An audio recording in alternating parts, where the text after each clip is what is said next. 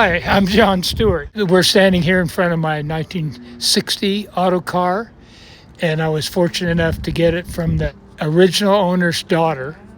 Always wanted to restore a Peterbilt, but I found this Autocar that was completely original. Everything in it was just the way it was sold. It had the original sock filters, tube-type tires on it. The old man never changed anything, and it was what I wanted. It was an NH250, and I wanted it because I wanted to put a backdrop manifold on it because that's what I had started on when I was 18 years old, and I just loved the sound of it. And then I used to carry backdrop manifolds around in my trunk of my car, and if the owner would let me put it on his truck, I'd do it. Anyway, this was really what I wanted. I wanted an NH250. I wanted the split boxes. I wanted a 5 and a 3, just like I started on. And this is what I found, and it was perfect. How far from home was it? It was in Kingsburg, about 30 miles. Okay, that's good close. Too. Yeah, and I'd seen it all my life. It was real special to get this truck. What I like at these shows is when people look in there and they see the 2 gear shifts, they go, "Ooh, look in here."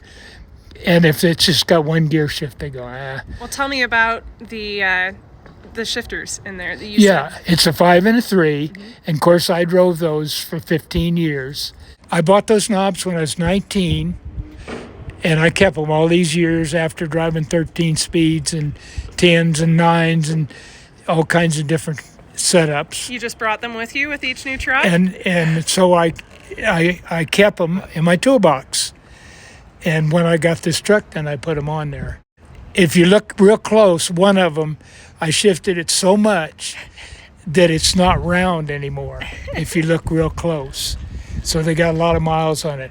And then I'll back up just a little bit. Last month, 60 years ago, I got my first Class A license. So I've been doing this 60 years, and I still drive a truck almost every day. What do you haul? Right now I'm hauling water. What did the truck haul before you got it? Do you know what its background was? Its first job was hauling dirt in a tail dump, a little tail dump, and it was a 2-axle, a short 2-axle, and then I stretched it out like it is today. And have you worked it, or just for show?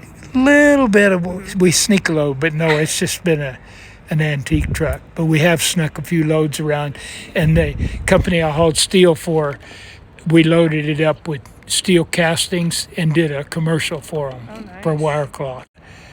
It's a complete restoration. It was painted with a fly sprayer brown when I got it. How long ago did you get it? About 16 years ago. And I had it at a show in a year. I worked 24/7. And every bolt, every wire, every switch, every light, everything is new. Everything is restored. And a little of my touch. That's a very nice bumper, too. And it's probably the only one you'll see. You can't get them anymore.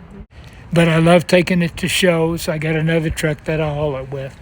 But I have drove it as far as 60 miles to a show. Mm-hmm. This is what I was showing. See how it's wired?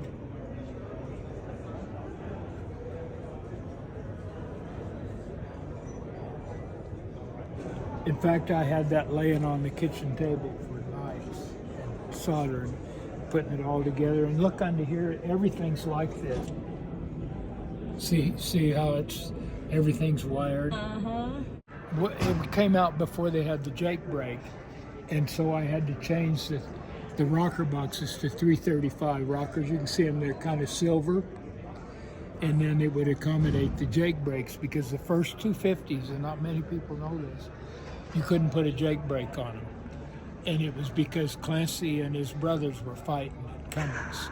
And so they tricked him, and he could, and that's why it became a Jake brake, because Jacobson financed him and Cummins didn't.